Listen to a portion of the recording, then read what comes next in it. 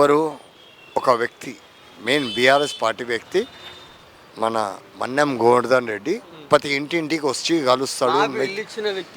మన్నెం గోవర్ధన్ రెడ్డి ఆయననే రావాలి.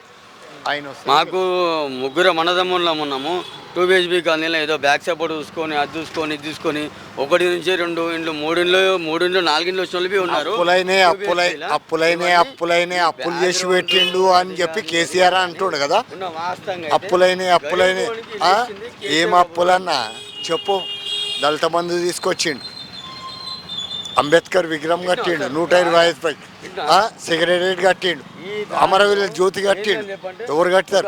ఈ హాస్పిటల్ 5 అంతస్తుల బిల్డింగ్ హాస్పిటల్ కట్టిండు ఎవరు? కేసీఆర్ గవర్నమెంట్ వచ్చినాకనే మంచిగా అయింది. 200 ఉండే మందకిష్టన్న 200 ఉంటే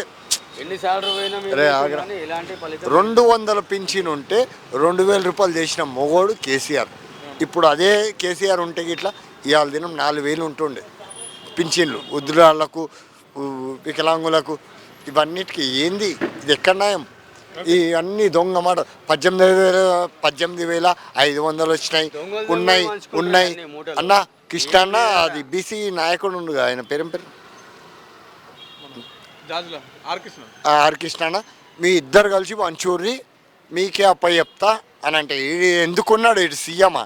ఇటు బేకర్ గాడ ఇటు సీఎం ఎందుకుండు? నిజంగా చెప్పు, హైదరాబాద్ డిస్టిక్లో ఏంటన్నా గెలిచిందా?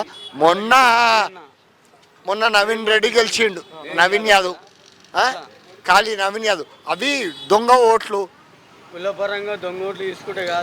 రిగ్గింగ్ జరిగి వేయించుకున్న ఓట్లు అవి. ఇక కాంగ్రెస్ రాదు, గతం మర్చిపోవాలి. ఈసారి ఈడ బై ఎలక్షన్లు జరగాలి. ఒక కాంగ్రెస్ కాదు, ఏడ కాంగ్రెస్ అనేది పదమే ఉండదు. BRS only KCR.